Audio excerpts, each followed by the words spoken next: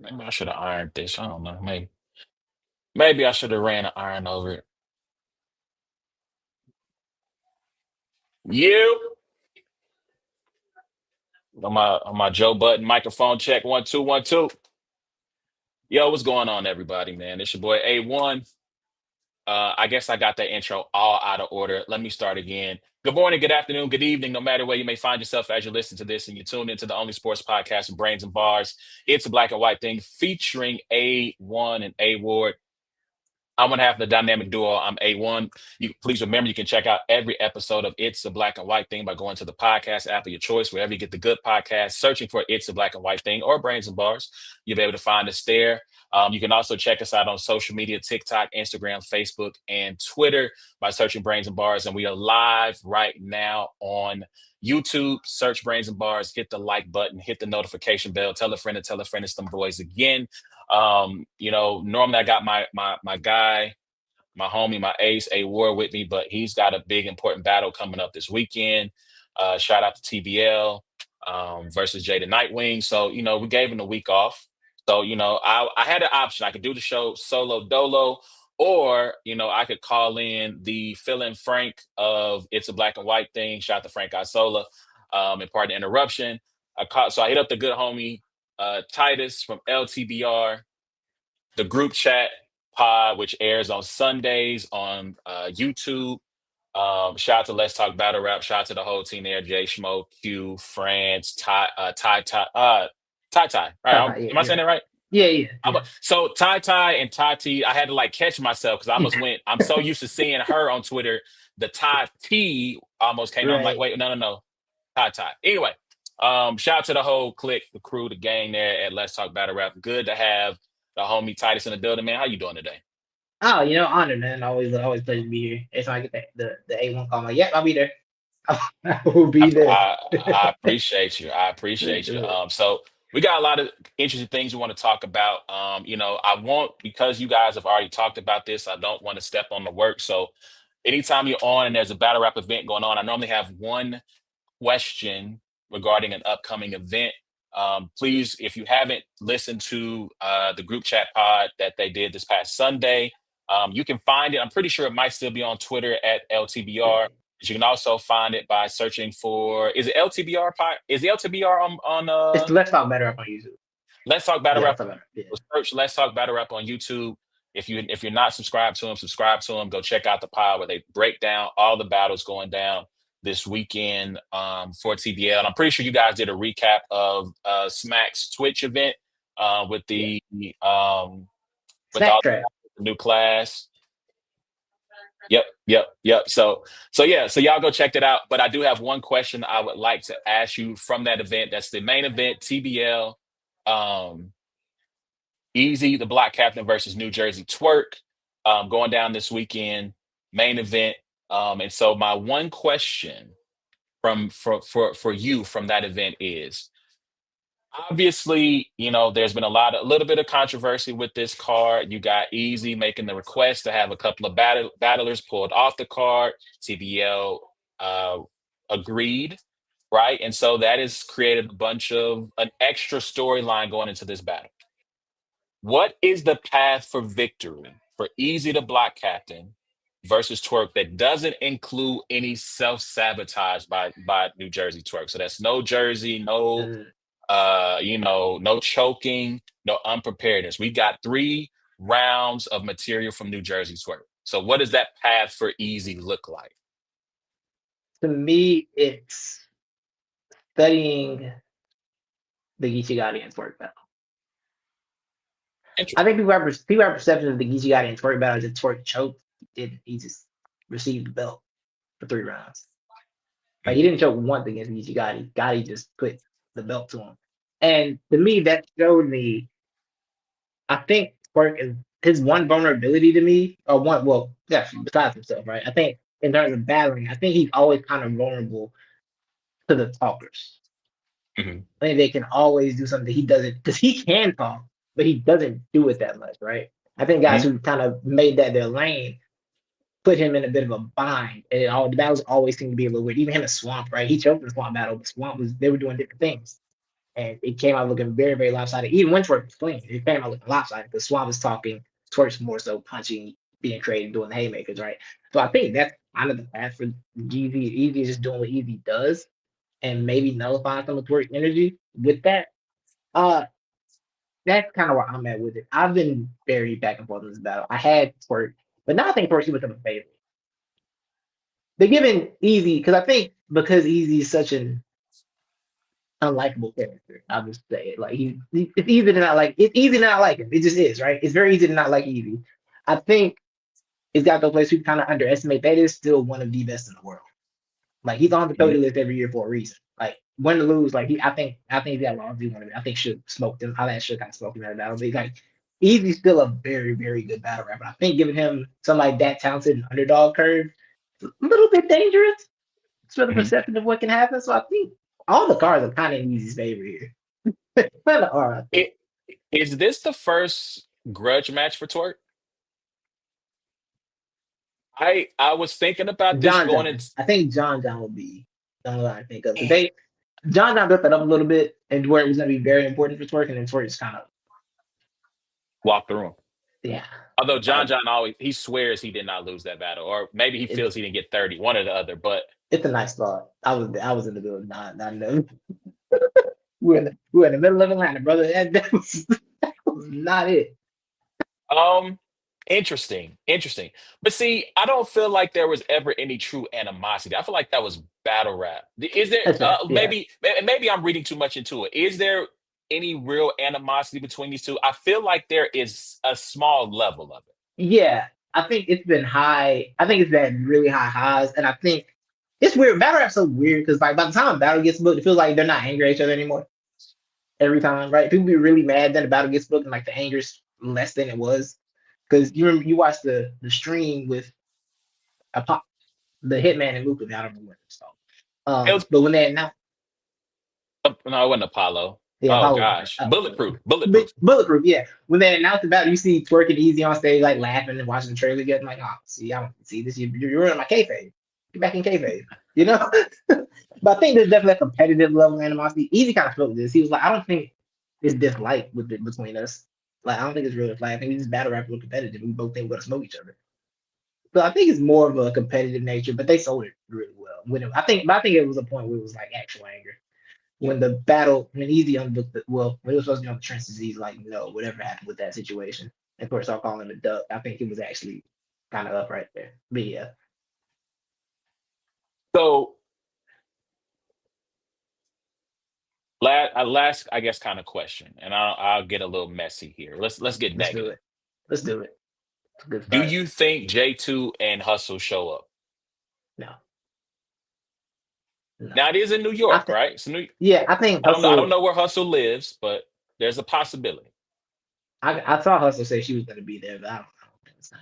I think she might attempt to, and they're like, come on, bro, no, we're not doing that. Because you kind of only come in to cause issues, right?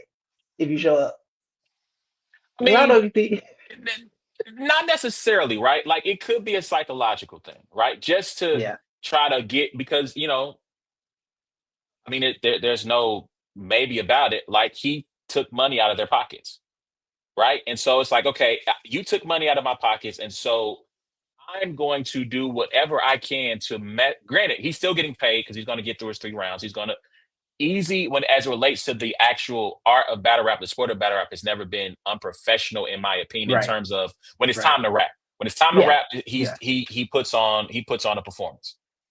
So I don't have any qualms or any concerns about that, but just to try to psychologically, if you see their face in the crowd, right, it could have potentially rattle him. I doubt it, but right. I just like I said, just kind of play some mind games, some tricks, right? Like just to say, for example, I don't think Twerk would do this, but if in the first round he brings both of them out He at did bring various Grizz out points, that one time, so did you he know? bring Grizz? So if Not he if impossible. he Yeah, it's possible, right? yeah, yeah. I won't say too much about this. He feels how he feels. To me, I feel like I wish I probably should just have asked Ward or through or I reach out to Chilla to go. Were Hitman and Verb in the same building? Because if you remember for Yeah, Apollo, yeah, they announced Hitman and Mook. Now, Verb doesn't show up until the very end of the, well, to my knowledge, right? I was in the building. I didn't see Verb all night until literally maybe about 15 or so minutes before he battled. So maybe he was not in the area. Maybe at that point, Hitman was gone too. But to me, if they happened to be in that building, and that was a big area, there was a lot of space for both of those guys to be in the vicinity of each other and not necessarily cross paths. So, if if it was possible for those two to be in the same space, to me, I think they could have made it work with the three of them. That's my personal opinion. Easy feels differently. Easy made the request, and TBL agreed. So, it is what it is. But I think, to me, I don't think that Hustle or J2 would have messed up their money and potentially messed up a business relationship trying to fight anyone in I his don't. entourage or Yeah, or Easy. I don't think it was that either. That was a situation because I kind of understood both sides of it. I did understand because the thing J2 a little bit insane. I'm like, yo, you were tripping, right? So I did understand he's effective on it a little bit, but the problem with Easy is just that it's always something with the easiest. Always something every time with the easy event, and it's like at some point, even if you're right, why is it you? Why is it always you? Like, it gets beyond being right. It's like, why is it always with you though? And that's kind of where I was with it. Because I understood what he was saying in terms of like, these are people who there's no respect there at all. So I don't want them in the car getting I don't want them in the car with me. I get that. I do get that. But it's just like always you, bro. Every time it's you. I mean, as a person who tries to live peaceably with all men as much as Mm-hmm. possible and women, And I do hope that someday they can break bread and resolve whatever their issues are. It's battle rap at the end of the day. It's a little big family. And at some right, point, you're going to cross paths, right? There's going to be some event where you're going to see each other. Come on, God. Let's be adults here. Let's be let's right, be let's be grown ups. right. Let's squash whatever. I'm not saying y'all ain't gotta be buddies. Y'all ain't gotta be, DMing each other and be friends, but let's just try to squash it and move on. Can we? Yeah, Shall we? yeah. Please. Please. All We're right. all I over. don't They're really all over I go 35. They're say all it like again. 35. They're all like 35. Like we're too grown for this behavior. Eh, I mean, like, so to that end, I don't need haters. Like I don't need I, haters. I don't need ops. I don't need people who don't like. Granted, you're the yes, villain in somebody's story. No matter how good of a person you might feel yourself to be, you are a villain in somebody's story. yes, Period. That's just how it is. But I don't need people who have a outward disdain for me. Right? At least talk behind me behind my back. Just go talk, get in the group chat, subtweet me. I don't right, need direct aggression in online or in person or at all. Like it's not worth it. It's just that's right, that's just me, right, right. But it's battle rap. Negativity is where negativity lives. So there's always bound to be some of it. But yeah, but anyway, Mm-hmm. if you're going to be in New York, I believe there might still be tickets left to purchase to attend the event in New York. Shout to TBL, shout to Chilla Jones, shout to Kenny. If you're going to be in the area, get your tickets, go show up. I believe it's a Sunday event. It's the Saturday, 11th, Saturday event. Saturday. Yes, Okay. yes. Mm-hmm. Appreciate Chilla not infringing upon the NFL Sunday. Right. Um, so this Saturday going down in New York, it's a really good card, a lot of dope battles. If you be in the building, check them out. If not, rapgrid.com. I'm pretty sure it's one of the top battles on the banner. Support, get the pay-per-view, do not bootleg it. Get the pay-per-view, support. Now look, if you want to have a couple of people over to your house, throw it on the big screen. That's one thing, right? Yeah. But support and hopefully it'll be a banging event. Obviously, the homie Ward is on it, so we're going to be watching and supporting that. Um, the Cubs won. All right. Anyway, Woo. I digress. But shout out to the homie Ward. Like I said, he's getting ready to face Jay, so he's in his bag trying to get material together. And so we'll see him this weekend and support him as a family. All right. So now let's jump into some sports now. Yes. A lot of things going on in the world of college football. We're going to start there and then transition to the NFL. First, I would like to begin by starting with kind of the breaking news of what was reported by Ali Connolly. He is a writer for The Guardian. He's a recruiting analyst, NFL college football scout, and he had a thread uh, that he released about 3 hours ago about Bill Belichick and his status at the University of North Carolina. And I'm just going to read a few of these things. So, per sources, Bill Belichick has discussed buyout options with North Carolina's hierarchy. Belichick has signaled a willingness to trigger his own $1 million buyout if he can find a soft landing with another team or in media. The reporting goes on to say that members of Belichick's coaching staff have already spoken to other schools who are expected to be in the CF and the college football playoff about taking on roles. From one coach, and I quote, "The rats are leaving the ship," end quote. They believe a change will happen in 2 weeks. There are reports of serious recruiting violations. Uh, Recruiting and practice violations have already been proven by the school, according to multiple sources. Um, yeah, yeah. Final quote I'll read to you from one UNC defensive assistant. What we've done to this kid, what we've done to these kids is bleeped up. Um, so yeah, all good times in Chapel Hill. It's what's the meme with the dog with the fire? It's This is fine. fine. This is fine. This is fine. Your reaction to this reporting, I shared this with you as soon as I saw it. I Yeah. said send tweet. So your reaction to what's been alleged and what's being reported about Bill Belichick and the North Carolina Tar Heels football program. I wish I could say I was shocked, but this wasn't going. This wasn't going well at all. I think the most shocking thing to me was the practice violations. Because based on those performances, what kind of violations are those? You were over. There's no way you were over practicing. You couldn't have been over practicing. It's not possible. Not the way that team's played. There's no way. But nah, it's got to be one of the saddest coaching endings that we've seen. For him to Man, like be like, yo, inside the NFL, call me back. I will come back right now. I'll be ready for the playoff. Like, for him to be ready to go, it's like, oh no, this was worse than I ever could have imagined it be. man, this is Patrick Ewing in an Orlando Magic jersey. Akeem in a Toronto Toronto. Raptors jersey. Like this is Shawn Michaels with tears in his eyes, looking at Ric Flair while Rick is tearfully telling him to bring it on as he super kicks him out of the WWE. Like this is embarrassing.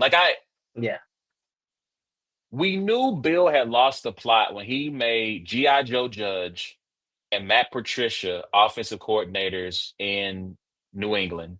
yeah, And if I'm Mac Jones, he's got to be looking around going, what in the world have I signed up for at that point? But to see it in this way, to see it a legend essentially go out on his shield looking like a sucker. Like I don't it's and bad. if you there was a story that came out from ESPN that when he first got to Chapel Hill that he fired like basically everybody, including compliance staff. The people who keep you from racking up mass recruiting violations. Yeah, You had him and Mike Lombardi with all this fluff about we're going to be the 33rd NFL team. Shout out JC in the building. Josh Carroll. You got him talking about we're going to be the 33rd NFL team. We're bringing the pro game to college sports. And anytime you show up talking that talk, it never ends well. Shout out to Charlie yeah. Weiss and the schematic advantage that he brought to Notre Dame. It never ends well when you show up on the scene talking about you're going to do all this really big talk. And the thing to me that was going to doom him, what I think they said there's over 70 new kids on this team. So Yeah, they basically wiped out the entire roster, brought in a whole new team, and for one drive against TCU, it looked like an NFL squad. One defensive drive, one offensive drive. It looked like they brought the 33rd NFL team to college football. And ever since then, it has been nothing but lowlights. I saw a stat that against Clemson, In 4 plays, they gave up 150 yards and 2 touchdowns. 4. Oh my God. There was I didn't read all the quotes. There were reports that they couldn't get a hold of Bill Belichick during the bye week. He could not be found. He was missing in action. I feel terrible for the kids. These are the people who really lost here, right? Bill Belichick, Right. he's gonna go out. I'm trying to think of another what this is Allen Iverson on the Grizzlies for like 4 games. Oh, that's a good one. That's a good pull. Like this is how it ends, right? And the only McNabb on the way Commanders. that again. McNabb on the Commanders. Or the Vikings. Vikings McNabb. That was Ugh, ugh. I forgot. Now that's a good pull because I forgot completely about that one. Like you're watching him go out on his shield like this, and it's just such a terrible look. And it's a one of my homies said, "What a way to tarnish your legacy," and that's what it is. Like you, the ending in New England, it is what it is. Time right. passes you by eventually at some point, but to go out like this, I just can't believe it. I can't believe it, Yeah. and I don't know where North Carolina goes from here. But it was a terrible decision to hire him in the first place. And you made like you said, you gave everything up to him basically. And Bill Belichick is one thing. Mike Lombardi, man, he's never been good. I've never gotten the Mike Lombardi thing. I've never understood this with him. He's always got a job, but I've never seen him be good at it. It's incredible to me. But yeah, the for Belichick, right? Because like I said, the Patriots thing, I wasn't too shocked by that. Because still, even with the Patriots thing, you can still look at it and be like, yo, those defenses are somehow still really good. Like nothing else is working around him, but somehow his defensive mind is not afraid at all. So I remember, I think it was Lamar Jackson MVP year probably. They held that offense to just a few points. They're like, yo, this is kind of crazy to see still at this point. But this team that's not really good, but they're still being able to do things defensively. This one right here, I'm like, no, this is trash. And then, like you said, I really started turning when the thing came out a few weeks ago about how, oh yeah, he won't let Patriot scout come to the facility. I'm like, yo, is this about you or is it about the actual kids that you're coaching? Because if scouts want to come see your kids, scouts want to come see your kids. That's they're trying. You're selling the idea that I can get to the NFL, but you're keeping the NFL team from being able to see them because of whatever issues y'all got. That was when I was like, nah, I'm kind of done with you, bro. Well, I don't know if you saw this, but obviously Drake May had a really good game against the Bills this past weekend, and so it was reported that he wouldn't even allow the university to tweet out any highlights from the game, Yeah, yeah, I and did. then Yeah, collectively there was backlash from the North Carolina community, and they bullied him into the account into adding Drake May highlights into their Carolina or Tar Heels in the NFL reel. yeah, And it's like you're trying to get kids to come to your school. You need all the help you can get if you want to be honest, right. looking at the roster. And yeah, you want a quarterback who just defeated the last undefeated team in the NFL. You want his highlights on your look at what we produce. Look at who came through. Like, I don't know. I don't know. That It's it's like I said, it's truly over. I don't know who gives him a job again. I know Atlanta was reported that Arthur Blank was close to hiring him until apparently his biggest hater. Speaking of too old to be having haters, oh uh man, Robert Kraft showed up man, and said, "Don't do it. Reconsider, read some literature on the that was subject." Like insane. yeah, you know what I'm saying? And so like I don't know who gives him another job. I've already seen shout to J Tuck. He posted the reporting about Belichick and put a gif of Jerry Jones. Hell would freeze over, unthaw, and refreeze again before he brought Bill Belichick into that organization. So I mean, I just yeah, I think this is it for him. And I mean lacrosse. I guess there's always lacrosse. He's a big lacrosse guy. Yeah, There's yeah, always there's that. that. And And for high North school Carolina, football. basketball is right around the corner. Um, and I don't know if that's a Oof. good thing or a bad thing anymore. That's the bad part. I don't know if I'm excited for that. Well, shout out to Hubert Davis. I This guess. is a make or break year for him. And it's more if it doesn't work, it's going to be broken fairly soon. They overhauled the roster again. They have more. they have taller players. Of their rotational players, their shortest one is Keon Evans, transfer from Colorado State. Shout out from Kansas City, by the way. Shout out to Keon and his people. Uh, yeah, I think JC. I think that might be it for him. Um, but this is like you said, it is make or break, and he's got a lot of size. There's going to be kind of the return of the double big lineups. You're going to have a Mhm. couple of 6'9", 6'10", 11 guys at the 4 and the 5. I'm hopeful. I have Yeah, no expectations. I'm hopeful. That's all I say about Hubert Davis, and I hope he can get over the hump. But yeah, man, like I don't know what these kids are going to do though. They all showed up to this school with the expectation and the hope that the promise that this guy was going to be a pipeline to the next level. And it looks like a lost season. How many of them will still be there? right. If these recruiting violations come to pass, like who wants to coach there with that hanging over your head? I'm I good. thought about Kirk Signetti from Indiana. I thought about Fran Brown from Syracuse, kind of some hot coaching names. But I'm just like, I don't know. Obviously, if you're an assistant coach who's looking to make his mark, I guess maybe. Yeah, But yeah, I don't know. I don't know. Yeah, yeah. They're stuck. They're stuck. they're stuck. They're stuck. And there And was the last thing. There was a report that I heard about this. I looked at the right time, and he was saying that like there was like a group of five coach that said Carolina was competing with them for recruits, and like yo, if a Power Five school is competing with us for recruits, they are not going to be good. Like, yeah, that sounds right.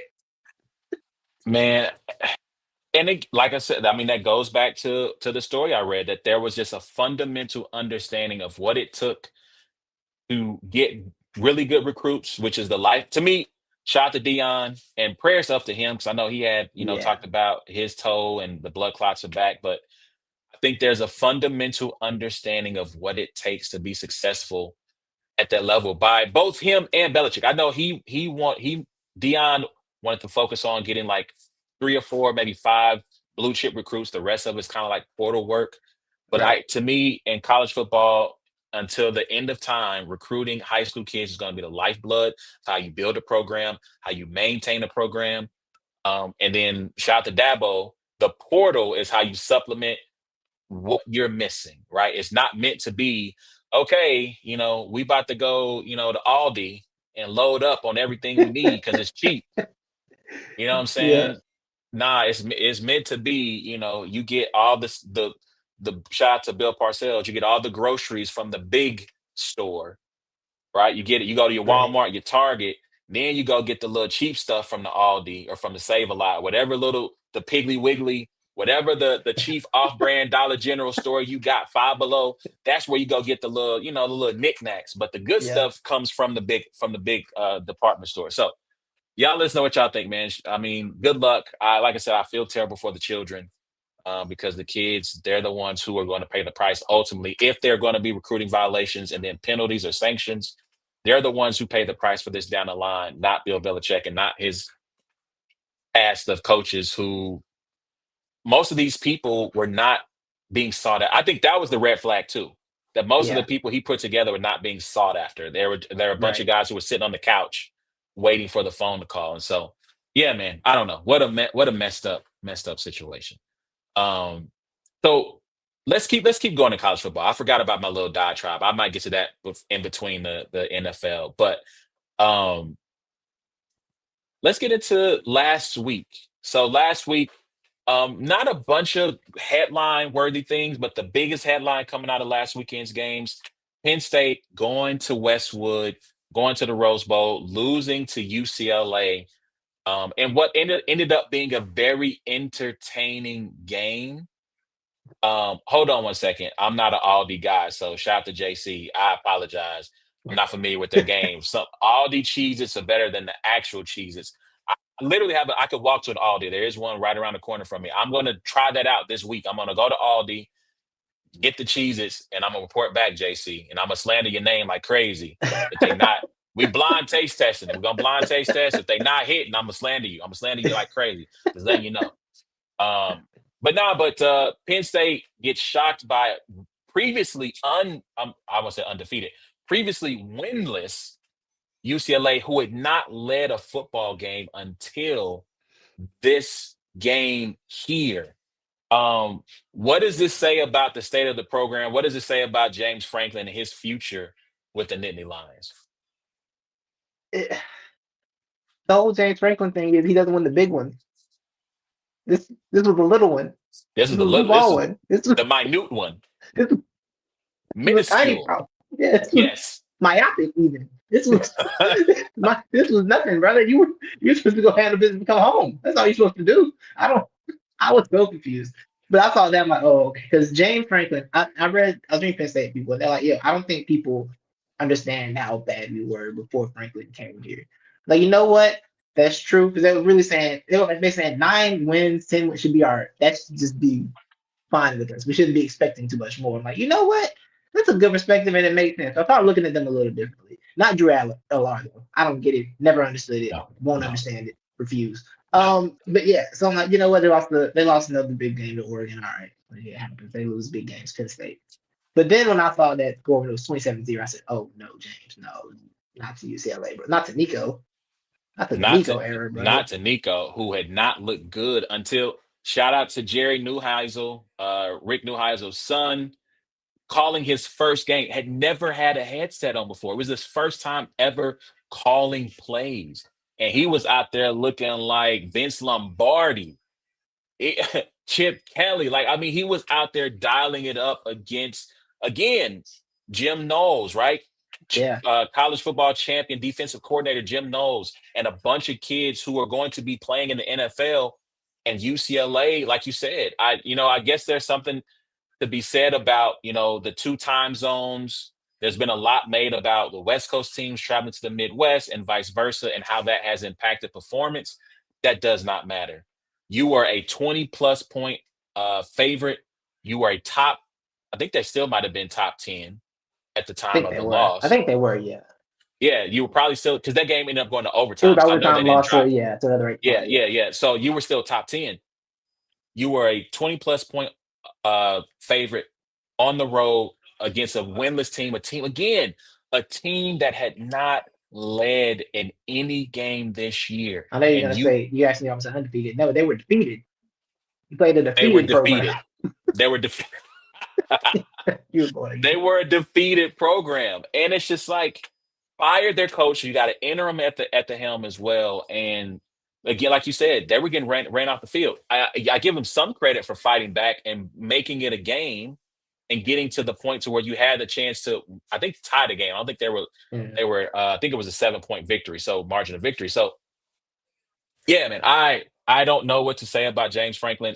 I'll say this. You mentioned the Penn State fans who said, hey, 9, 10 wins is our window. Shout out to rational fans who don't right. believe that winning is a birthright and that being in national championship conversations are their birthright. I'm a Notre Dame fan. I don't expect, listen, I still think they're going to lose 3 games, maybe 4 games. Because at some point, CJ Carr is going to have a nightmare game and the defense has not been good enough, although they are improving. But I don't, all I ask for any team I root for, number one, is to be competitive. But number two, if Notre Dame gets 9 wins going into bowl season, I'm going to be ecstatic. They have 10 wins. I'll be ecstatic. I don't expect them to play for championships every year because winning is hard and the portal has leveled things out to where it's harder to stack up generational talent year after year after year. So yeah, I'll say this though. James, you got to win some of the big ones, though, my brother. Like you can't. I suggest you beat Michigan or Ohio State this year, brother. Pick one. Beat one of them. Well, I mean, they got. I don't know if they play Michigan this year. I'm not sure. But if you They do, got beat one of Indy. those two. Well, they got. So I know people said that their playoff chances are dead. I don't think so. If they can, but they got to win both of them, and they have to be undefeated when they face them. They got Ohio State and Indiana for sure Yeah, on yeah. the schedule, so they got to win both of those games, and one of them needs to be a blowout. Like they need to put the pause on one of them. I'm sorry, UCLA was only a 5 point game. Okay. Because I Okay. forgot, I think they took a safety. They took a safety to take time off the Oh, clock. got you. Yeah, so they had a chance to win that game. Well, I guess by the point they got the ball back, the time was dead. They had the turnover on downs when they were down 7. So yeah, so that was 5-point margin of victory. But either way, they got Iowa next week on the road at Iowa, or they have a bye week. I'm sorry, I take that Okay. back. They got Northwestern, then Iowa, then back to back at Ohio State, home to Indiana. They do not play Michigan this year. So Okay. they got to win those two games, and one of them needs to be a blowout, and that might be enough to get them back in the picture of being a playoff team. It's going to be a tough hill to climb, but they can do it. But he's got to, in order to, I don't know if you fire him, because I guess the question goes, if you fire him, who do you get? Yeah, that's the thing. They're kind of stuck here to where it's not. It's going to be hard to get somebody that can do more than James Franklin. It's going to be very difficult to do that to keep you in this level because, like I said, Bill O'Brien at them, that was not going anywhere when Billy O.B. was there, right? That little period before that post I Joe Paterno forgot about era, that. yeah, I forgot about that. it wasn't going Wow. well. So it's hard to replace. I don't know how you replace. I don't know how you replace James Franklin. You're not getting a top tier coach isn't leading their program. I mean, maybe Kalen DeBoer would. I think Kalen DeBoer would love a program where we just want to win 10 games, and that's okay with us. I think he'd love that. I think it depends on how this season goes. If he gets so what they got one loss, right? They got the Florida State loss. Yes, If they yes, go undefeated, I think if they go undefeated the rest of the way, I think all is forgiven.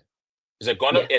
at that pace, you're playing for the SEC title, you are in the college football playoff, and I think all is forgiven.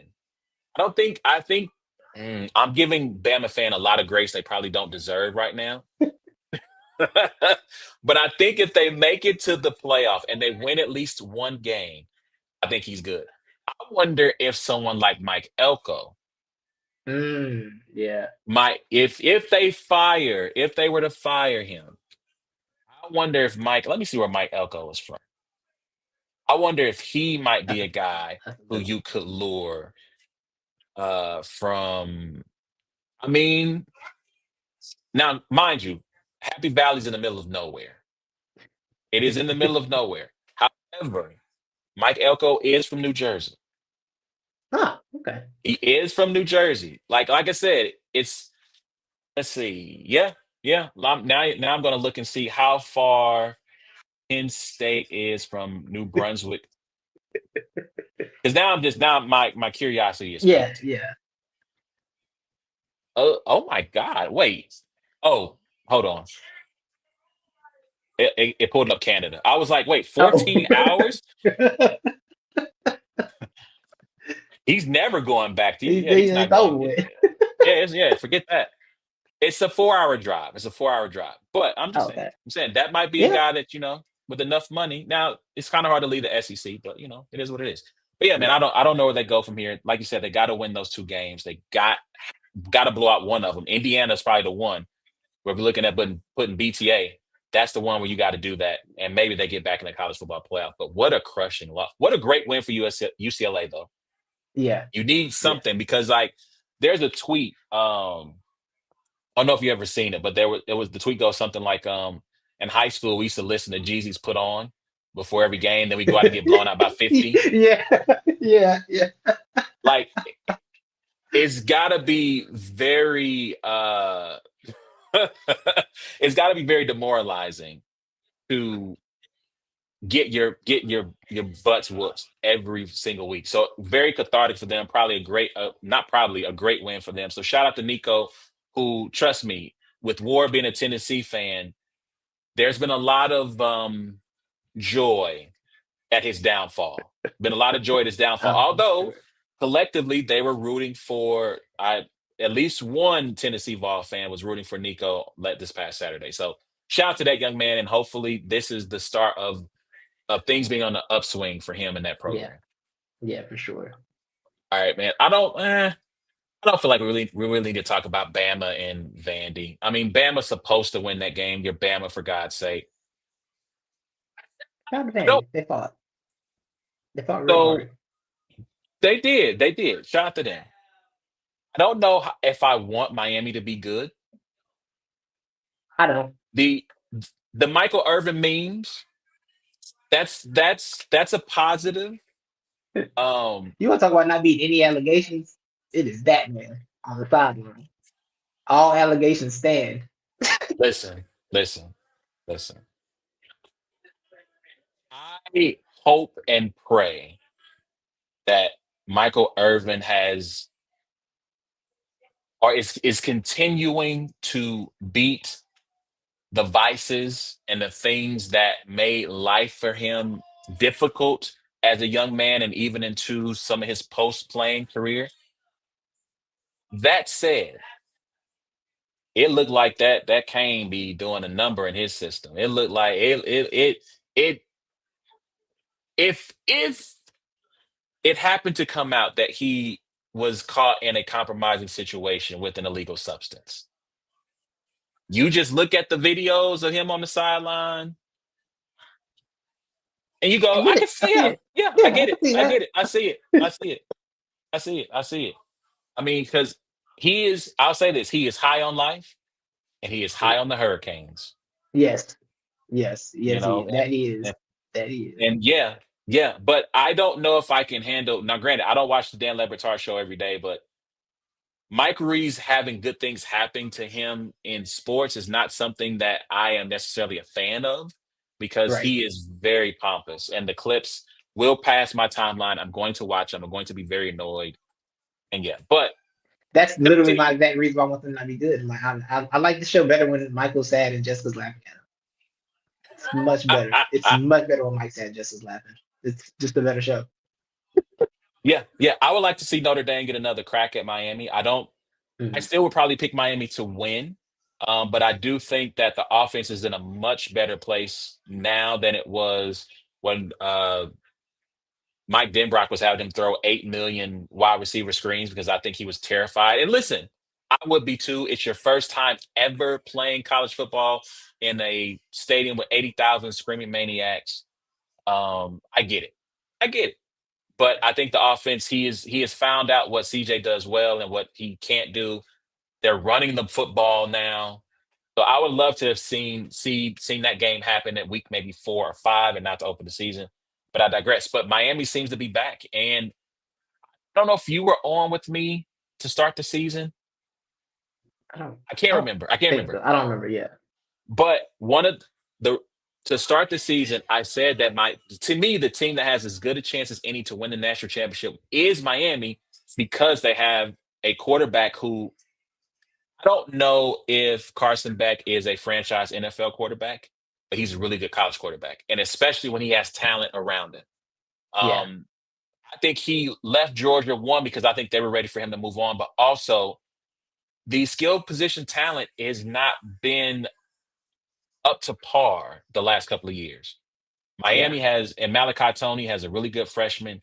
CJ, oh God, it's not I Reynolds. forget his name, but I know you're talking about. Yeah, CJ he's Daniels. oh CJ Daniels is yeah. a really good running back. They There we got go. a Yeah. massive offensive line, massive defensive line. They have the talent that reminds him of Georgia, that is Georgia like. And with his experience, I believe he's a national championship winning quarterback already, I believe. I can't remember. I I No, feel like no. Because don't what's the name one of those two? Stetson. Stetson one of those two at oh, Georgia. you're right, you're right, you're right, you're right. Yeah. Yeah. But he's played in big time games, so at least he's Right. got that going for him. He's played in big time games, and he's got a lot of talent around him. And so I think that to me, that experience along with that talent is going to be really tough to beat. And I don't see them losing the game. I see them going undefeated, and I think to me they should be the betting favorite over Ohio State, who I really like a lot. But I just think that you're talking about taking again a first time starter and trying to have him navigate the minefield of a regular season and a playoff. Not just I don't see it. I don't see it for Ohio State. I do think it's probably going to Yeah. be those two for the title though. Yeah. I can see that for sure. I don't see much else in terms of competition. Like I just Oregon, they got to do it for me to think they can do it. You know, they've always been almost do it, but I said I actually see Oregon do it at this point. And that's why I think of Dan Lanning is because I think Dan Lanning is good. But it's like Oregon, I just do it, and then I'll be ready for you. I just haven't seen that yet. It's been a long time. Yeah, yeah, yeah. I agree. I agree. And I agree with your thoughts exactly. I like Dan Lanning. I'm a Dante Moore guy. When I thought he was coming to Notre Dame, that didn't end up happening. But I just need to see them prove it beyond just like the Big Ten title game or the first round of Yeah, the playoffs. So the second, like right. I need to see them prove it. And until they win it all, I just won't be a believer personally. Yeah, yeah. All right, let's flip the switch to this weekend. There's a couple of interesting games. We don't have to go too in depth on them, but we'll start with OSU taking on Illinois, who Illinois apparently has a really good offense. I've not watched a lot of Illinois football at all, so I'm not going to act like I'm some expert. But OSU at Illinois, who you got? I'm gonna take OSU.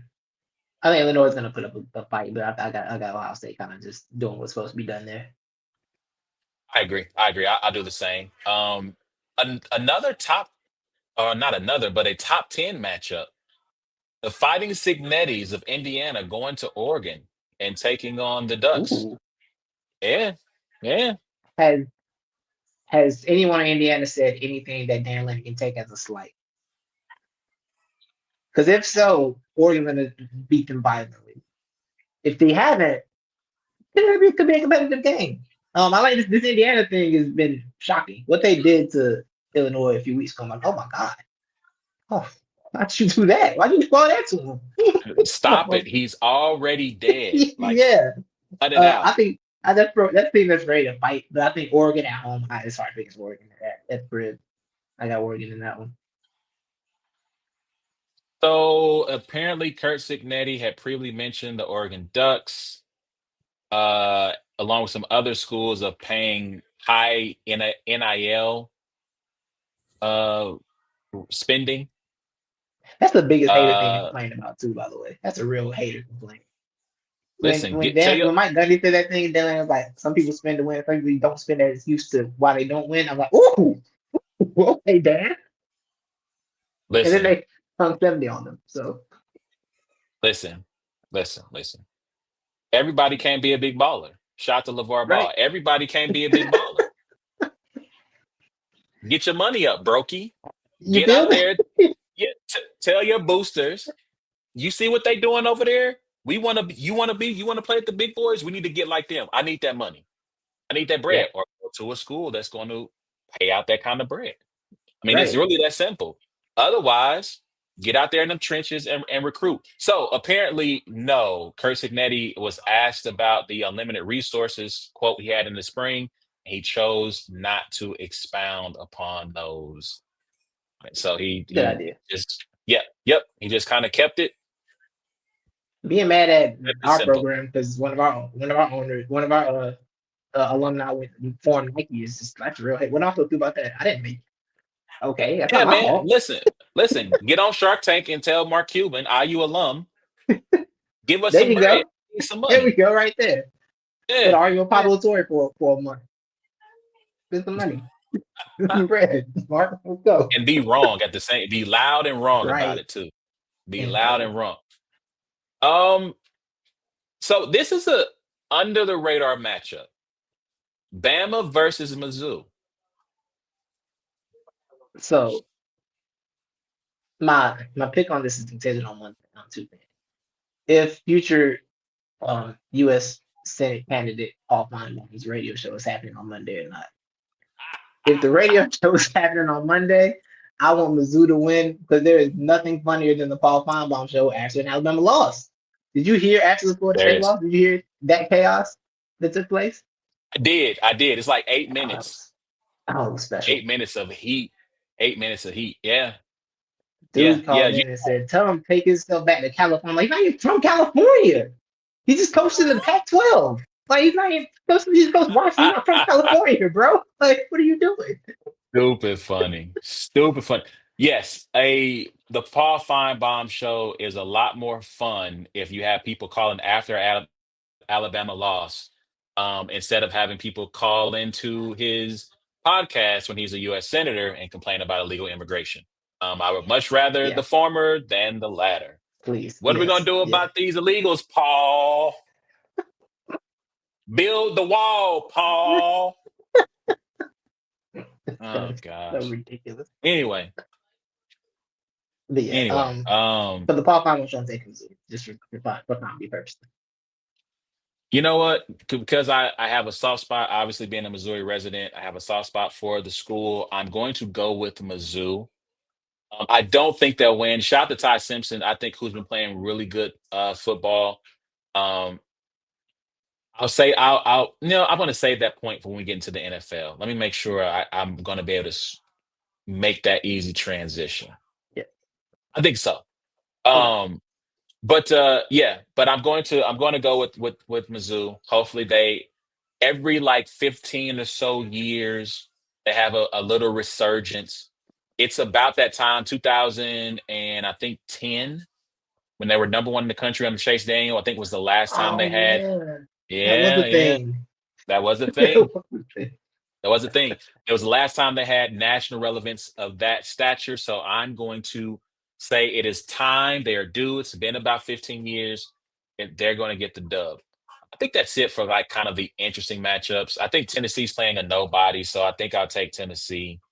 Notre Dame's playing NC State. They should win the game. Do you have a favorite college team? Not really. I was kind of peruse and observe. Yeah, I wasn't an Ohio State fan, but then they had the tattoo thing, and so kids, well, you have to be punished if you can play in the bowl game because they need the bowl game money. And then they hired Urban Meyer, and I just don't align with anything about Urban Meyer. I was like, yeah, I think I'm done here. Fair, I think I'm kind of out. So that was kind fair, of it for me.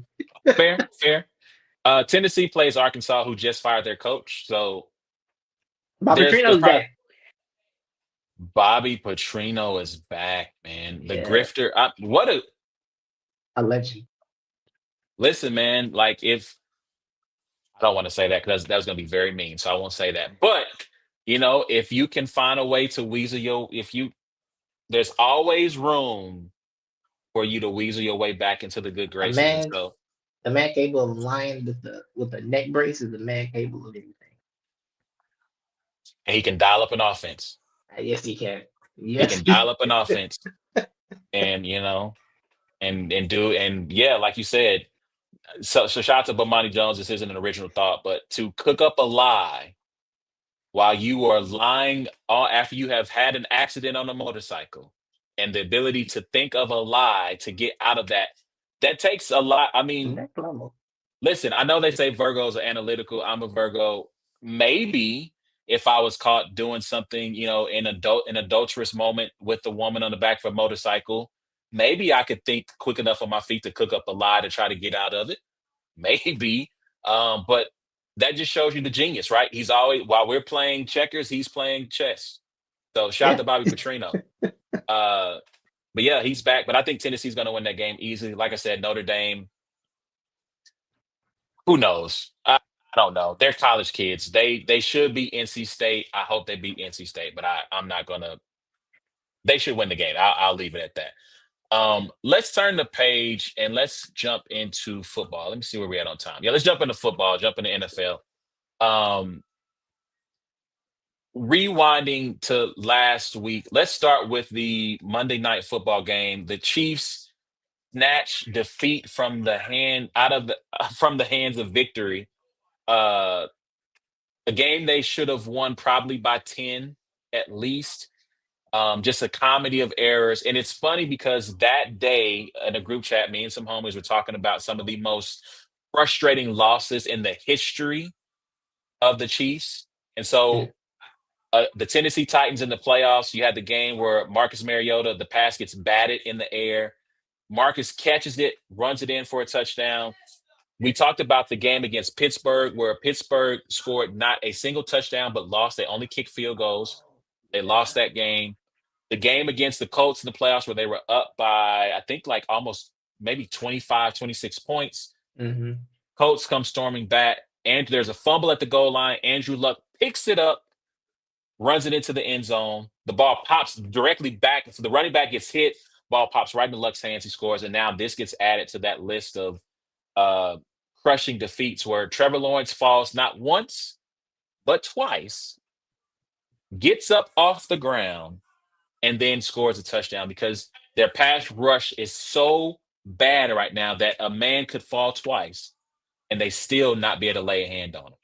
um, aided by Chris Jones acting like a kid in Pee Wee football and just kind of wandering around aimlessly while the other 10 people are trying to win the football game. Some say he's still Um, standing there to this day. Same spot. listen, when so somehow I missed the play. I saw Mm. him. No, that's not true. I saw the play, but I didn't see Chris. And so when I saw the play on Twitter, I thought it was AI. That's how crazy it was. I didn't think it was real. So I got off of Twitter, got on my phone, got on YouTube TV, ran back to that Right, moment in time to watch it, just to say, ain't no way. I right. know you lying. And then to just see him just kind of like, yeah, they got it. And I get it. He had been on the field that entire drive. He was gassed. But bro, you got to this goes without saying, you got to finish the play. He got Yeah. in the press conference, I think today, and said something to the effect of, we got to finish that play. We got to make that play. Yeah, you also have to be involved in the play to finish the play. And I Yeah. don't, and if I'm Jerry Tillery, I'm like, bro, we good? Like, what's up? Because he missed a Right. tackle that kept him out of, that would have kept him from scoring. But he also just deactivated his social media. So it's not a good week for Chris Jones. Yeah. Um, and I'll say this about the Chiefs. Shout out to my homies. Shout out to the national media who continues to say, well, the Chiefs, they were the better team. They just didn't win. They're going to be fine, and I think the offense is going to be fine. I have confidence in that. Yeah. For a half, it looked like they were back for a half. However, if it happens one time, it's an anomaly. If it happens two times, it's a trend. If it happens three times, it's a pattern. And in all of their losses, I've heard the fan base and commentators talk about, well, they just were a couple of plays away. They just needed to do just a few things here and there. And in all of these losses, you can point to their best players. I think that first loss, Mahomes didn't play well. Travis Kelsey knocked out the player that they had put their whole game plan around to start the game. The second loss, Travis Kelsey dropped a short touchdown that ended up being a turnover. Yeah. And in this game, the defense was not. Jamari Connor should not be allowed to cover anybody one-on-one. Chris Jones loafing on the last play, and they cannot get home on defense. And so I have true concerns. Everybody, last time we were like this, we made it to the AFC championship game. That was then, this is now. You have Right. an incredibly tough schedule. You got the Lions coming to town this weekend, Ooh. who's playing some of the best football in the entire league right now on both sides of the ball and special teams. Oh, I forgot about Harrison Butker kicking the ball out of bounds inexplicably. That too. MAGA man is having a really rough go of it right now. Yeah. That's been the same for those comments, and that's like, hey. And, he's having a rough go of it right now. Respectfully, rather, by the way. That's how he chooses to kick it politically. That's how he chooses to kick it politically. Peace and love.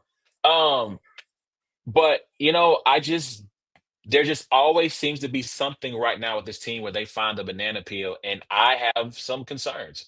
I think they're going to make the playoffs. Um, I am not confident that they'll make it to their eighth AFC playoff Yeah. championship game in a row. So I have some concerns about that, but it's not eight. I'm screwing it up. Is it I 7? That is think it might be. I think they're gunning for their seventh because they made it to 7. five Super Okay. Bowls. They made it to five. No, it is eighth. They made the five Super Bowls. The two they lost to Brady on the D Ford offsides, and they lost to the Yeah. to the uh, Bengals. to the Bengals. So yeah, they're Yeah. looking for the eighth in a row. So any other thoughts you have about that game or what happened? Yeah, the Chiefs to me, I think people we get caught up in, I'm not even saying it's like hypocritically because I'm not get caught up in it too, in the idea that our team knows how to win. But in reality, football sometimes it works, sometimes it doesn't. And last year they were skating by a lot. Had a lot of weird fluky wins. And football typically you get the fluky wins, the next year you're gonna get the fluky L's, and it's not really the same. And that's kind of where it's looking like they're trending right now. Like I said, the Travis Kelce pick that changed that Eagles game. This the double fall, whatever we're calling, I don't know what they're calling it. The the play that encapsulates Trevor Lawrence as a player, his whole NFL career. It's like, yeah, that's it. Yeah, that's Trevor Lawrence for sure. Yeah, that's him. Um, it's kind of shake. It's how the pendulum swings, man, and they haven't had this happen yet. So I think they're kind of due for it down here. It's not normal to go to 7 AFC championships. It's not regular behavior. So this is kind of what's supposed to happen at a certain point. These windows aren't really that big. We see the Ravens windows about shut at this point right now. Like this is kind of what it is in the NFL. So I'm not too surprised when I look at it as an end of time. It's like what, this is kind of what football does at a certain point. So I'm not too surprised by it. And but things like I said, they got Mahomes, so they'll be fine. It might be a down year this year. You have Patrick Mahomes though next year. You'll be all right. Get a decent draft pick. They're gonna be They aggressive. should. You'll be all They right. should. They should. Yeah. Listen, no disrespect to the Eagles, right? Like I know Howie Roseman gets a lot of credit.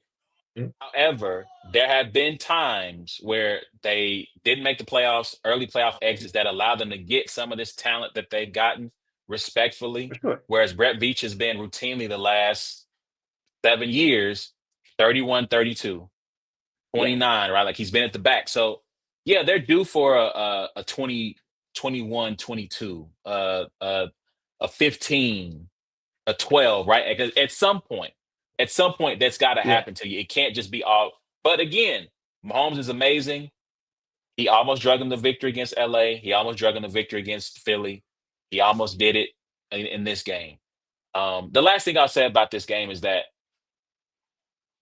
I'm not a Chiefs apologist, right? Like I root for them to do well, except when they play the Niners. But man, Mhm. is there a bias from the national media? And you saw it play out. Their first touchdown, you have Juju Smith-Schuster. He sets the pick for Kelsey to score the touchdown. He's within a yard. They throw the flag. You have the Chiefs who, I mean, what are they supposed to do? Like, oh man, they got us. They're politicking to get the flag picked up. They pick it up. You clearly see that he's within a yard. And if he's not within a yard, it might be half a yard, a third of a yard past that 1 yard barrier you get. You have the rules analyst going, clearly it should be a flag. It's like, bro, it's not clearly. Number one, like you can literally see if there's a yard, like don't gaslight us. And these guys create these narratives. The interception that they got, it was incidental contact. The guy did not just, the corner just didn't decide, I'm going to just take you out before the ball gets there. It's Yeah. incidental contact. They blew the call. It's an egregious call. And I'm like, you could argue that they missed the call, but to say that it was an egregious call, and this sets this narrative in motion of the Chiefs get all the calls, the Chiefs, like to me as a broadcaster, you have to know how people are responding to this, and you can't help perpetuate it. And to me, Mhm. on Monday, they help perpetuate a false stereotype, by the way, in my opinion. It's a false stereotype. It's not true. But they help perpetuate it by being demonstrative about certain calls. And then when other calls would happen that didn't benefit the Chiefs, it was just kind of like, oh, yeah, they missed that one. Anyway, first and 10, Trevor Would Lawrence you in the. Go ahead. would you prefer that or the Tony Romo? It's close, Jim. I think it's close. It's not close at Hate all. both equal. I hate both equally. I've always liked Romo. Romo got on my nerves so much Sunday. Like everything, like, it's real close, Jim. Like, no, it's not. The ball's not close to the line of scrimmage, and there's no one over there. Tony, Listen, intentional listen. grounding, Tony. To me, the origin of that is the Chiefs Bills divisional game, the one that had all the back and forth. Oh yeah, yeah, In overtime, when Kelsey catches the touchdown, there's nothing even remotely like close or controversial. He caught the ball, he got 2 feet down, he secured it, game over. Tony is on the broadcast going, I don't know, Jim. I don't know. It's close. This is to me, this is the origin story of it's yeah, close. I yeah. don't know. I don't think he caught it. I don't think he held it. And they're watching it in slow mo. He catches it. And he's still telling us he doesn't know. And I'm like, what don't you know, Tony? What are you confused about at this point? We can clearly see it's a touchdown. And Right. so to me, that is the origin story of Tony Romo not knowing anything, is that particular play right there. I think you're right. Yeah, yeah, it's so irritating. He also Yeah. thought that um Zach Bond was a Bronco at one point, which was hilarious. So since we're here, right? Since Yeah. you're bringing up this game, I did get a chance to hear the sound of that game in person. Shout out to my godson. It was his 18th birthday, so we were Oh, celebrating him awesome. out to dinner. Um, and that game was on the TV in the restaurant we were at, and I had a great seat to watch the second half. I missed the first half. Apparently, Jalen Hurts was cooking in the first half. Second half, not so much. Not so much in the second half.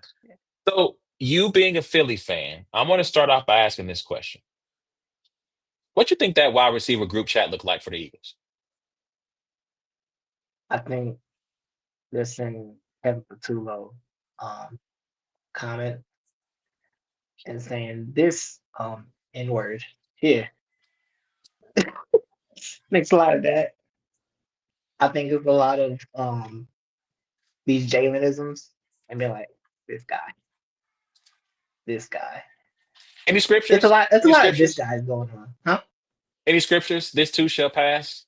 Yeah, You probably, know, yeah, a couple of that, couple of those for sure. couple of Fred Hammonds, For him, late yeah, in the midnight hour. Guys gonna turn it around. it's It's yeah, gonna work in our favor. yeah. AJ Brown definitely posting self help quotes in between scriptures. I love AJ. See, I love AJ because AJ said that. AJ did that thing. And he was like, you know what? That was yeah. I take accountability. I shouldn't have posted that. You sure shouldn't have. But then he was like, but you know that applies to everyday life. No, it doesn't, AJ. The game I, ended 5 minutes ago. First of all, you know what gets lost in that tweet? The scripture he's from. The what gets lost in that. It's right before that tweet. He tweeted, "I love all of you," with the heart emoji, and then he tweeted that next. That's the full. I'm like, AJ, please, bro, please. But now, this offense is putrid. And it's only like half. It's only like putrid by halves. They can't just do a full game of being bad. It's like second half's good. Oh, cool. First half bad. First half good. Second half bad. There's no. There's not a full four quarter game. They can't find a balance. The best offensive play that happened Sunday, the Saquon Barkley wheel route. Get to drew that up. A1. Get drew that oh, up. Jalen. That was in the playbook. Jalen and Saquon came up with that. Yeah, that was their play. mm, Yeah. Yeah. Yeah. Yeah. Yeah, that was their play. Their design. Mm-hmm. Wasn't in the interesting. playbook. Yeah, we're already going road. It's 4 weeks of the season. We're calling on Well, plays. well, I guess I'm a little confused why you Mhm. wouldn't have that already in the playbook. Like A you Saquon wheel have, route seems like something you should have always. yeah, yeah. Wow. Okay. Yeah, Okay. wasn't in the playbook. Yeah, they even got on NFL the NFL sound like he scored a touchdown. Saquon goes to say like wasn't in the playbook.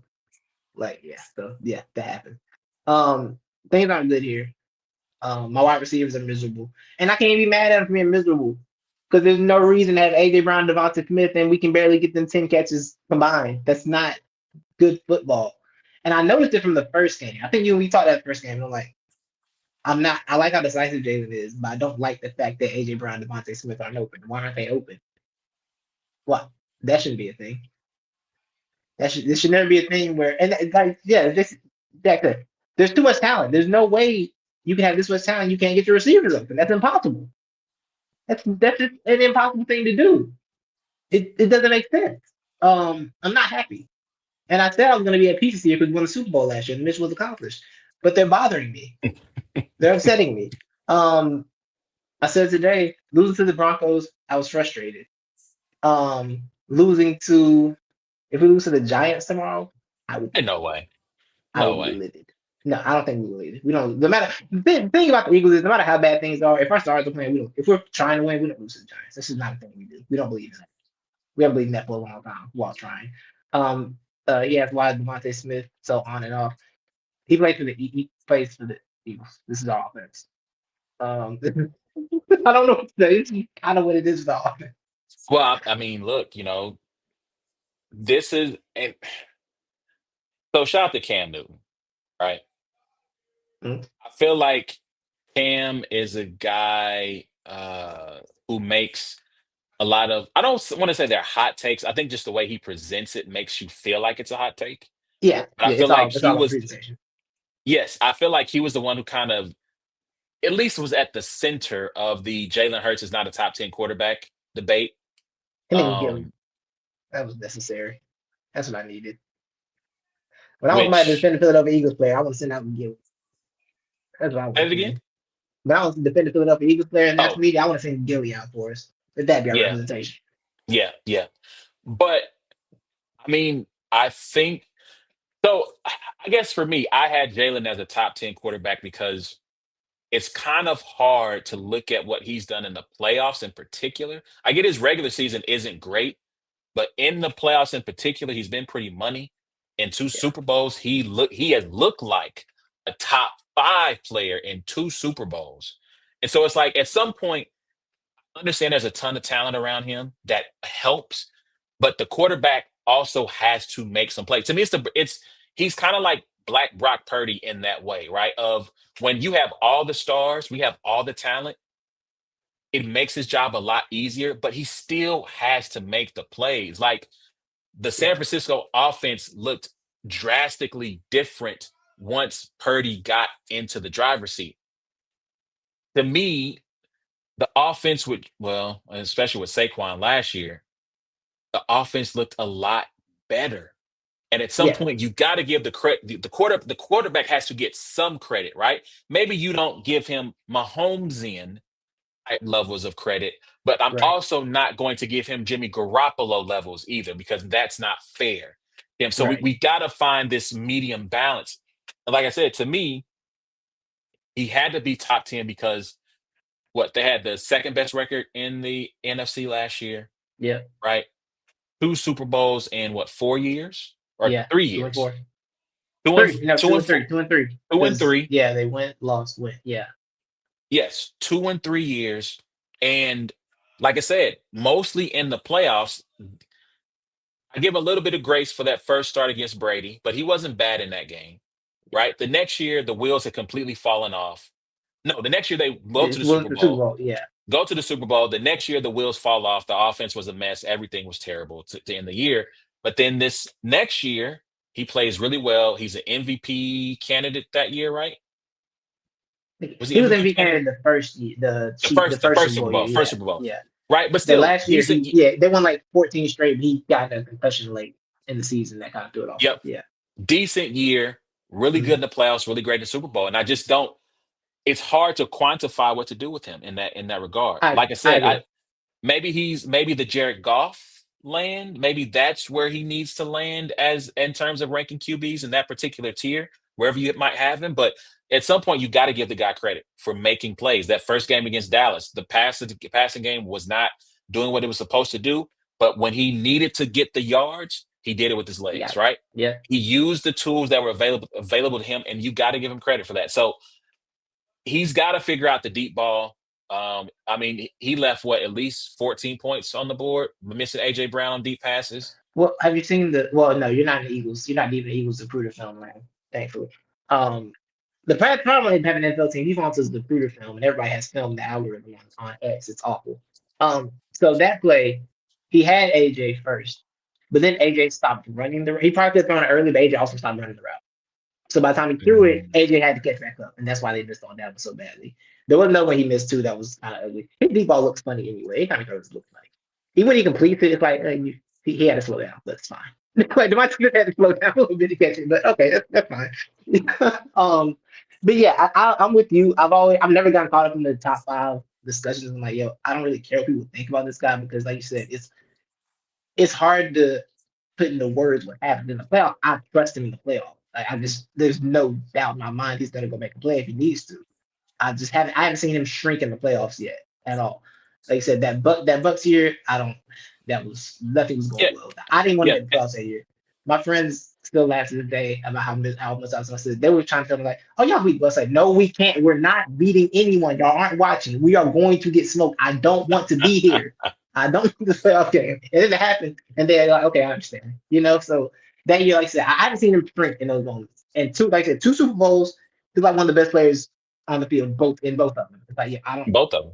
Yeah, yeah, he's not a guy. He might not win you every game, but there's rarely a game where you see where it's like Jalen lost us this game, right? Like I said with Jimmy, right? Jimmy 100% lost in the Super Bowl. That's just Jimmy Garoppolo lost 49 Super Bowl. That's just no other way to put that. Like that that is on Jimmy Garoppolo. Specifically, him and him alone, right? Like that has happened. I don't see Jalen in that category. But yeah, Kevin Patullo, he said the offense is doing good, by the way. The offense coordinator, he said we're doing good. We know some things good. Don't know what those things are. I'd like to see him, but yeah. I mean, look, I get it. You can't come out here and publicly rip your guys, right? You Yeah, gotta protect. yeah, You gotta protect your guys, but I think you also have to be realistic. Look, right, we are doing some things well. There's some stuff we got to clean up, and we're hmm every day we're looking to get better, right? You got to give out the empty platitudes. As much as I hate yeah, it, as much as I want people to be real and just yeah, give us their real emotions, you got to give us the platitudes. yeah, You got to give us the and platitudes and be honest and not yeah, gaslight your fan base. right. And I will say, I think it's Oh, I had one more thought. I lost it. It was a good one too. It would be so good. Oh, it might come back. It might come back, So, but Pierre, we'll move on. if Yeah. no matter where we're at, if it comes back to you, stop Okay. me and get your thought, get Got your you. bars out. So Got let's speaking of quarterback play. you. How sick of Jake Browning must the Bengals be to name Joe Flacco the starter a day after trading for Joe Flacco wasn't even good at the other job. Like, him? like, nah, get out. Jay, you gotta go. Um, this had to be a Jamar Chase gonna message like, I'm gonna kill him, right? That had to be what happened. Listen. What Jamar what Chase had to is make the call. hold on? What is that group chat like with him and T Higgins Oh man. talking about Jake Browning? They're like, how soon Th- could they probably exchanging fastest turtle recovery uh messages like had GPT logins about how can you get over surf so fast? Talking with the theory Man, to get Joe Burrow back. This is nasty. He looked so good for like nasty that work. one little half, right? It was like, oh hey, they'll be okay. That And then one half of one game, and it has been. And you got to remember too, right?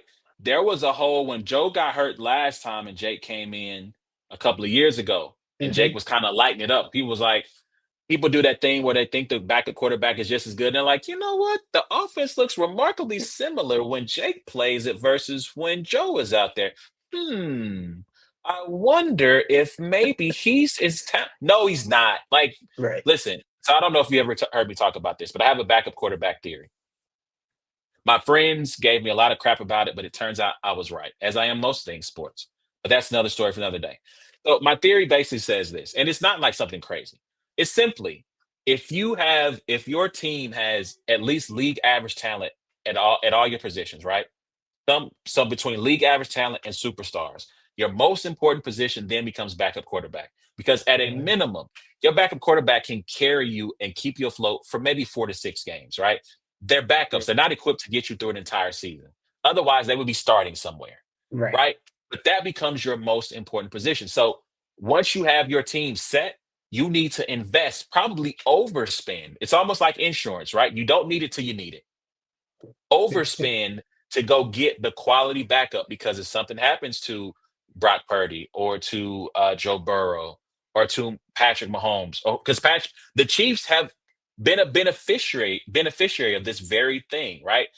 Pat Mahomes gets hurt, and the year they win their first Super Bowl, I think Matt Moore comes in. They Yeah. go 3-1. Usually maybe 2-2. I think they go 3-1 though. He keeps them afloat until he comes back in the playoffs.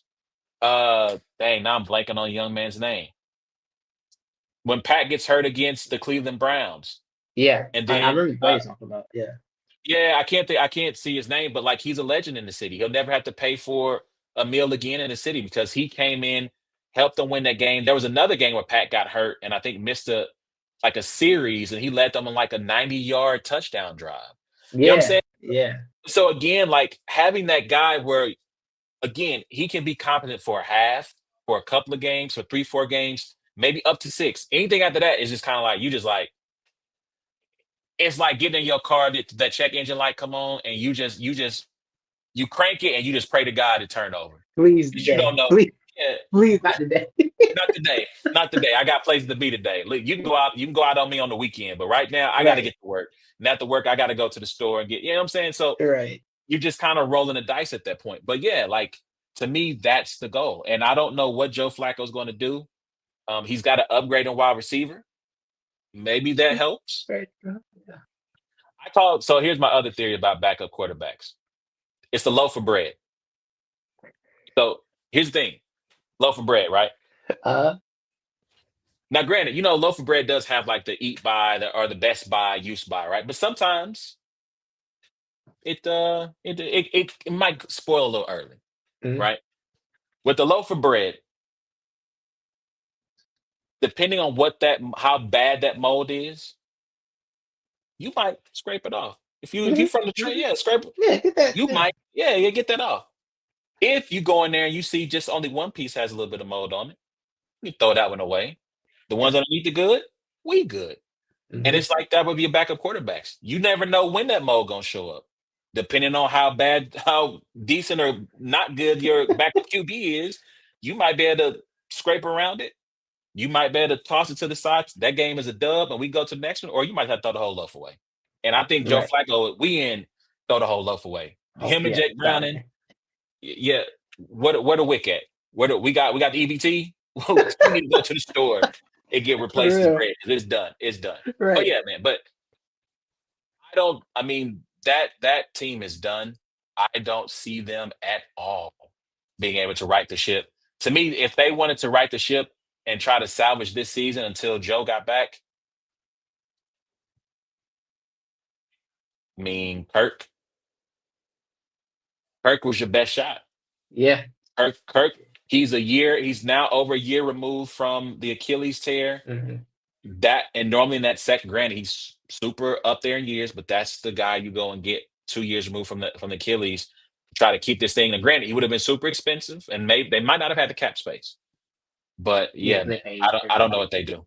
And I don't know. Kirk Cousins is already immobile. Kirk Cousins behind that O line at you know. You know what? That is a mm, fair counterpoint. it might not work. But yeah, no. Joe Flacco can't be the answer. If Joe No, Flacco is the answer, we're not passing this test. We're not passing. Are you prepared for like the Aaron Rodgers AFC North title? Because we're headed there. Because who else is going to do anything in the in the North? The Ravens are good. Lamar wasn't in practice again today, so we're kind of finished over there. who is their Um, backup? Who is their backup? Cooper I don't know who Rush, their backup. Cooper Rush. Oh, better than Dak Prescott, Cooper Rush. Yeah, that comes to that quarterback. He had he played 4 games, won what two, right? Won 2-2, something like that. Just do enough. Winning, I think like to your theory, winning half the game. That quarterback, if you're out 6, win me 3. I don't care which 3, give me 3. Just hold me over. Just give me 3, bro. 4 Give me games, give three. me 2. Yeah, That's all we yeah, need. yeah. Yeah. Yeah. And let me say this because we're talking about the Browns, and now we're on Shador watch. I'm not going to get into that because I feel like this a little clickbaity anyway. We're on Yeah. Shador watch now, and where all of Black America is going to be super annoying because the first time Dylan Gabriel throws a touchdown, everybody's going to be asking for Shador to play, and I am just y'all treating this young man like he a Make a Wish kid. Like I'm just gonna keep it a buck with y'all. Y'all treat him like he a Make a Wish kid that y'all just want to get out there and see, so y'all can get your pictures off and say, "Look at my baby out there playing." If he's good enough, he'll get the start. That's all I'll say That's about that. But people have talked a lot about this draft class coming up, in that, in particular with the Browns, that the Browns are going to stink. Deshaun Watson, I think he might be coming back pretty soon too. That's another story for another day. But they talked a lot about this draft class, and that this was the year to get your quarterback because Drew Aller, you mentioned, Arch Manning was going to be coming out. Carson Beck. I'm pretty sure there's another young man who was really hyped. Lenore Sellers was another young man who get your quarterback. This is the draft class. Three of those young men have struggled, have been outright trash to just okay to this point. And the idea that you can, so I will say this about Shador. Idea that you could pass on Shador because there was something better coming down the road, you don't know that. Now, yeah.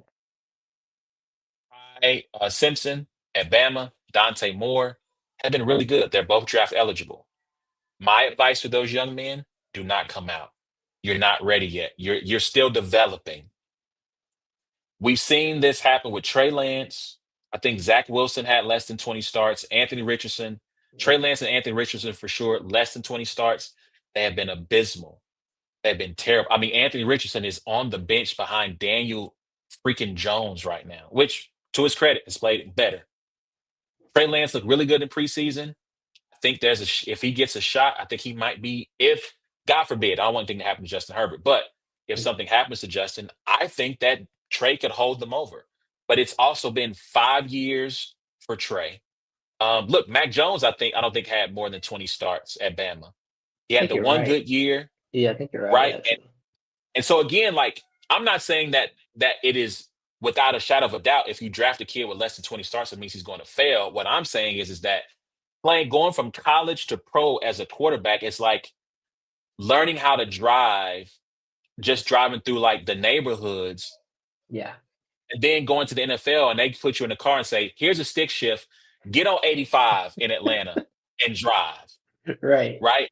And so, like, if you're unfamiliar with Atlanta highway driving, the speed limit is just a suggestion. It's kind of like the Autobahn, right? There's parts of the Autobahn where there's no speed limit, and it feels like that sometimes. If it's not gridlocked, if it's free flowing, they're doing 90. And the police are with them. They're not pulling them over. And so if you're not ready for that, it can be very overwhelming. I once crossed I think 5 lanes to hit my exit on an Yeah. Atlanta highway, Yeah. going Yeah. 85 the entire way. Yeah. Right. So if you're not prepared for that, man, it is overwhelming. And so if you're going to, I would not feel comfortable if I was a GM risking my job on Dante Moore, who I really like, Ty Simpson, I really like, even Lenore Sellers, because I think Lenore I was gonna say that. Sellers Yeah. I saw some very report. They were like, raw. yeah, it was kind of like, yo, he probably number one pick right now. I'm like, but don't do that though. Then grab something else. Don't grab Lenore's number Go, one. listen, Get to a go tackle. another way. You need offensive tackle. That's what it sounds like you need. You better have an Eagles like roster if you're going to Yeah. put your team in the hands of Lenore Sellers. So he's going to make 20 starts. He's going to get over 20 starts this year, barring injury. So he's going to beat that 20 game threshold. But still, man, it's only 2 years as a starter. I just Yeah. don't think it's worth it. I don't think Oh, it's it worth came it. back to me. It came back to me. All right, go. That's why that offensive line point. Off the Eagles offensive line is not good. Not what it is. Landon Mm, Dickerson got hurt before the season started, decided to play. He's out once the game. Lane Johnson getting to that point where it's just like it's about time. Father time is ticking, and we get too many penalties. We're on this one. I tweeted something. We're like 15 penalty yards this year, already so far. So too many penalties. Too many penalties. And offensive line isn't what it used to be. That was it. Okay. Yeah. listen, offensive line plays is huge. And I'm trying to think Yeah. what team that's playing really well. Oh, the Cowboys. Cowboys offensive line. They got an offensive line coach from the Cardinals who's really respected, and they have one of the best running games right now. But Yep. real quick, I'm trying to see if there's any games that I want to talk about before we get out of here. Yeah. Do you feel how do you feel about the Arch Manning thing? 'Cause it's really not his fault that there was so much hype on him, So right? He's let me say this, and you're right. It's not his fault. I think all those quarterbacks I named, I do feel for them because I saw some scouts say that Drew Aller was like his draft stock right now is undrafted free agent. whew, Like that's what he's looking like right now in terms of his draft stock, where he was like a top 10 pick. yeah, Arch, obviously, who never, even if he had a Heisman Trophy season, should not have come out. I right. think he needed a second year. Um, all of these young men have had such high expectations put on them by people because we are so delusional about quarterbacks. I get it. There is a lack of quarterback talent in the NFL, so they're always going to be thirsty for quarterbacks. But they put these expectations on these young men. They haven't met them, and now y'all are crushing them. And I don't think that's fair. Right. Um, I was never high on any of those quarterbacks. I think I was the highest probably on Norris because of his ability as a runner. But Yeah. even then, he was so raw as a passer. Like you can't just. He's like Jalen in a sense. I think Jalen was more of an Early day, accomplished yeah. passer in Yeah. college, but like he's so raw. I would never use a first round pick on Lenore Sellers. Respectfully, it would either be second, third, or fourth, and probably third, in my opinion. He walked Um, out of Bama like he just missed the dude. And overtime, he was like straight missing, like, brother, he was right there. I mean, You listen, know? Arch is just missing guy. They have Yeah. lost games. They should have beat Ohio State. He had players that he Yeah. could have hit for touchdowns or on fourth downs to keep drives alive that he was missing. Drew Yep. Aller has never been accurate. And that's one thing the scout was saying that the easy throws that Drew was missing in his sophomore year, He was missing them last year, and he's still missing them. And my thing is that if you can say that a man cannot hit the layups for 2 years in a row, why are we even discussing him as a It's first not round yeah, talent? not It's it. not like, and in college where it's easy, like they make it so easy for you to hit those open targets. No, no. So I do feel bad for Arch because he's getting crushed, and I'm pretty sure he's reading it. He's hearing it because these kids Yeah, are perpetually online. And so it's not fair to them that they're getting crushed like this, man. Not, yeah, yeah. Agreed. And Drew I mean, Allen's only here because he was hyped because Josh Allen happened. That's a Josh Allen creation. That's what that is the that's what job. people put. Man. And I mean, like, the kid has the arm, but Yeah. he's just not doesn't have the accuracy. And if you don't have that, so Josh Allen is the anomaly, right? Because Josh Allen Yeah. didn't have the accuracy and he became accurate, which is something that is unheard of. Normally, Right. if you're a terrible passer, you might improve by percentage points. He jumped like 6 or 7 Yeah. percentage points in Yeah. terms of his accuracy. So that is the exception, not the rule. And like you're right, if you're a big young man with any type of white, especially white, right? Because you love to have the racial comparisons, you got to be the racial equivalent. Yeah. If you're a big, tall, white, athletic kid, yes, you're Josh Allen. Yeah. I mean, listen, Bo Prabula from Missouri, he loves to use his legs. I think he's like 6'3", 6'4". Now he's not Josh Allen's stature, but Mm. there's someone's going to make the comparison because he Yeah. is a tough Yeah. runner. So What's yeah, happened with John Mateer at Oklahoma? They're weak. Oh, they're ready. They ready. They're ready.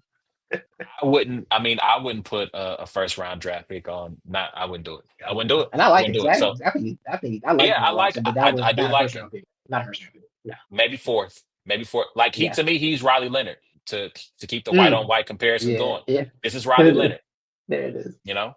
So, yeah, man. Anything else you want to talk about before we get out of here? I think I'm good. It was a fun show. NBA's coming back too soon. I'm not ready. Kind of locked in on football right now. Yeah, I'm not ready either. Maybe. Wemby's turning 5 now officially. He's playing the five. No, he's turning 5. The Spurs listed him at 7'5" today. So all the lines have stopped. He's now 7'5". So we're there. He's he wasn't 7'5" before. They said he wasn't. They said he was 7'3". They're at 7'3". So they had And him Rudy go, hey, at 7'3". I was like, no, he's 7'3". Yeah, now he's 7'5" this year. It happened. Rudy Gobert 7'3". Let me make sure I'm not tripping. Let me make sure I'm not tripping. Y'all playing with me, man. Don't play Yeah, with me, bro. officially listed at 7'5". Let me. Okay, they got Rudy at 7'1". He Okay, still looked like he was 7'5" standing next to he did. Rudy. He did. Man, I He ain't trying did. to hear that, bro. I ain't trying to hear that. All right, man. I'm gonna save my rant about the NFL going overseas to another show. Oh yeah, It'll I'll come they back for got that one more too. they got more international games coming, so that it ain't going nowhere. All right, Is that man. 16 So this year? Is it 16 fully? Or is that no, a no, no, future no, no, no, plan? no. That's the Oh, future. okay. There's 7 Oh, this okay. year. Okay. Roger wants to have wants every team to play overseas at some point. So he's looking at 16 international games. So yeah, Yeah, I greed want to come knows back for no that though. bounds. Yeah, It doesn't. I'll make if I do it. If you got time next week, I'll probably get my bars off about it next week. But For sure. thank you, appreciate you. Thank you guys for Always. tuning in. You can catch every episode of It's a Black and White Thing by going to the podcast app of your choice, wherever you get the good podcast. Search for It's a Black and White Thing. Give us 5 stars. You can also catch us on YouTube, kinda weekly, once a week. Just depends on how I feel. Um, hit the notification bell, hit the like button, leave a comment, tell a friend to tell a friend. It's those boys again, and you can catch us on social media: Facebook, TikTok, Instagram, and Twitter. Thank you, Titus. You can check out him on Let's Talk Battle Rap, the group chat. Sorry, I'll keep Yeah, blanking you out the can. group chat podcast. Him, Jay Schmo, Q. It's always a good time. I always try to make sure at least I retweet it if I can't get a chance to watch it live.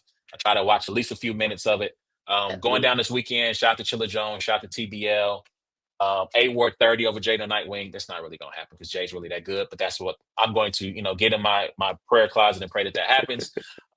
Shout out to all the battlers on that card. Hopefully it's a good event for everybody. If you're going to be in the New York area, get your tickets, go to rapgrid.com, get the pay-per-view. Until next time, it's been a black and white thing. I'll holler at y'all next week. Y'all be easy. Thank you again, Titus. No problem.